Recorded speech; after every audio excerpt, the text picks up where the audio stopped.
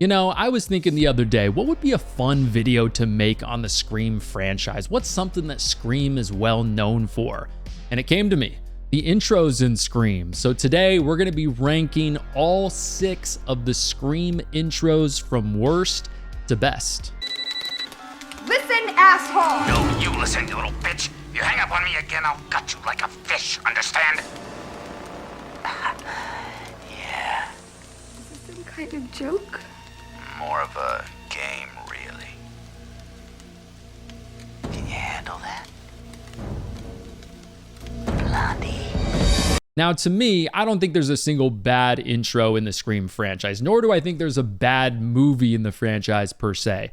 But regardless, coming in at number 6 is my least favorite intro in the Scream franchise is going to be the intro from Scream 3. So I'm going to give you a couple reasons why, obviously. One of them, and one of the biggest reasons why, has to do with something that's in the rest of the movie, obviously, as well, which is going to be the voice changer thing that they implemented in Scream 3, which to me is just an indication of lazy writing and just a lazy way to manipulate the characters and let Ghostface make people do anything they want at any time, really at his convenience, which isn't all that interesting to me. And yeah, in the Scream 3 intro, we do get 2 kills, which is not always the case in the intros in this franchise, which I'll talk a little bit more about later. And yes, Cotton gets killed in the intro, which is a little bit shocking. His character was a pretty big part of the story in Scream 1. He wasn't really in the movie a lot, a much bigger part of the movie in Scream 2. So yeah, it was a little bit shocking that his character got killed off, but not one of the more shocking intros at all by any means in the franchise. I also just really think this intro is just a little bit basic. There's not a lot going on here. It's not really tense. There's not anything like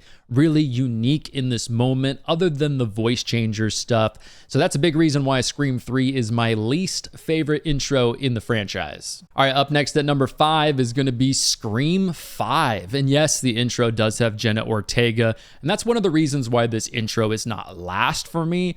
But this intro is very run-of-the-mill. You have somebody who answers a phone call, has to answer some trivia questions, and then Ghostface shows up, and then on top of that, nobody even dies in the intro.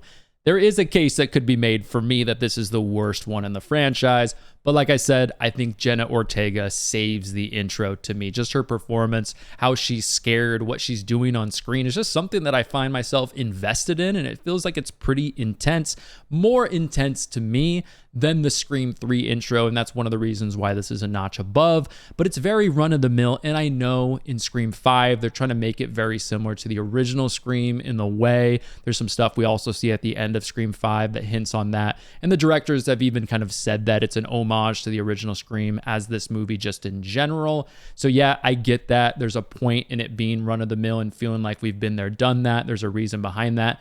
But there's really nothing unique here. Nobody dies in the intro, like I said, and it's just kind of, we've already been there, done that, stuff we've seen before. And to me, those are some reasons why Scream 5's intro is my second least favorite intro in the franchise. All right, up next as my 4th favorite intro in the Scream franchise is going to be Scream 4. And I know for a lot of people, this is their least favorite intro in the franchise, but let me kind of sell you on why I have this at number 4 in the franchise to me. We get 5 kills in this intro. This intro, yes, is a little silly, of course, but I feel like it fits the tone of not only horror during this era, but the rest of the tone in the movie, which is kind of a young tone, a young feel to the movie, but very much fitting for kind of this era of horror and the feel of the rest of the movie. We also get some well-known actresses in the introduction to the movie, and it doesn't try to be serious. This isn't trying to be the first Scream's intro, and it's not trying to be Scream 2's intro. Wes Craven's trying to do something a little bit unique for the franchise with this intro. I know it's kind of a little bit Inception-y and a little bit weird at times,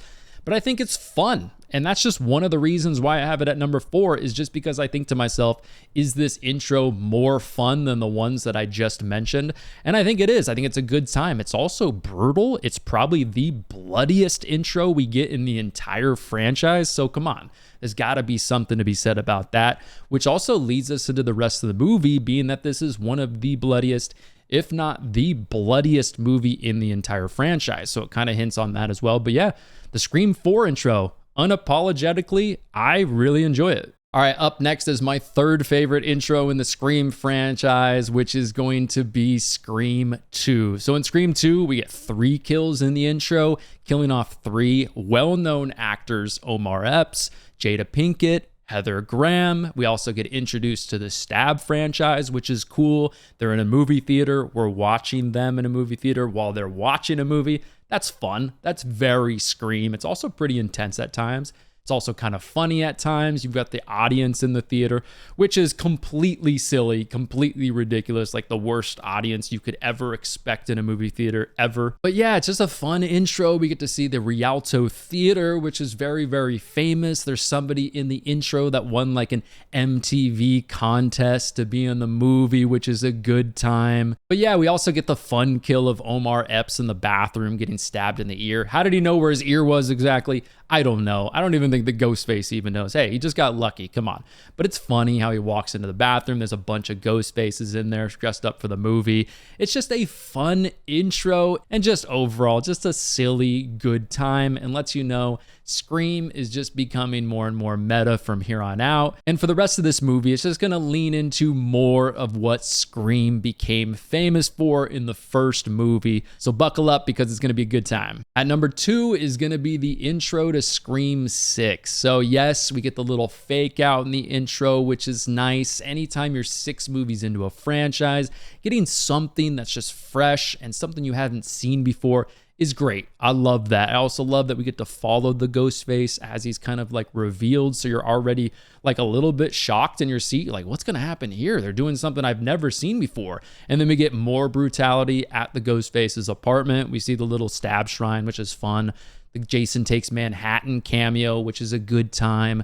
Then we get that great line, who gives a fuck about movies? That's a great Scream line. You have to admit it. There's some brutality in there. You get the body parts in the fridge. The intro is bloody. Not only that, but Samara Weaving is in the intro. And yes, pretty predictable that she was going to die. I mean, this is Scream. We're 6 movies in. Come on. Easy to predict. But regardless, her character does a good job as kind of like that nervous teacher waiting for that blind date. Love that. I think she does a really good job. I also love the fact that she's kind of like a film teacher who loves horror movies, but yet falls for like an old horror trick. That's kind of fun. But yeah, Scream 6, the intro has something that's new and fresh. It's brutal. Also has some humor in there. But overall, yeah, I just really enjoy the Scream 6 intro. And yeah, those are some reasons why it's the second favorite intro for me in the franchise. Now, obviously, coming in at number 1 by the process of elimination is the original Scream's intro. So, few things to mention here. This is always going to be hard to top. Scream had never had a movie before, so nobody knew what to expect. So they show a very famous actress in the introduction to the movie, pull off kind of what they did in Psycho, shock the audience, and kill them off. So that surprise factor is something you're never going to get back in the rest of the franchise. But regardless of killing off Drew Barrymore and how intense and how like shocking that was when Scream first came out, regardless of that, if you just put all of that to the side, this is the most intense intro in the franchise by far, even all these years later. Even after seeing this intro countless times, this is the most like scary Ghostface voice in my opinion. I think Roger Jackson does such a damn good job in this intro. This is his best performance probably in the entire franchise. To me, it's also new hearing his voice and how sinister this voice is on the phone, but it's just such an intense scene. You also get a little nostalgia there with like the Jiffy Pop, a great location, this big house tucked away with only one neighbor you can run to with help.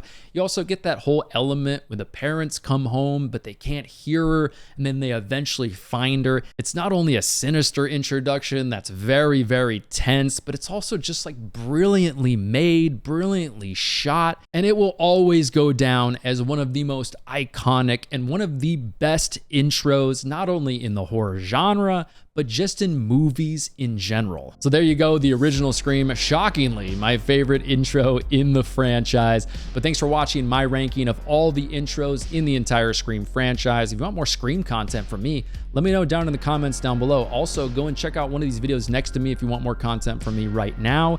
Make sure you subscribe if you're a horror fan. I've got a ton of new horror videos coming out very, very soon. But anyways, everybody, thanks again for watching, and I will see you in the next one.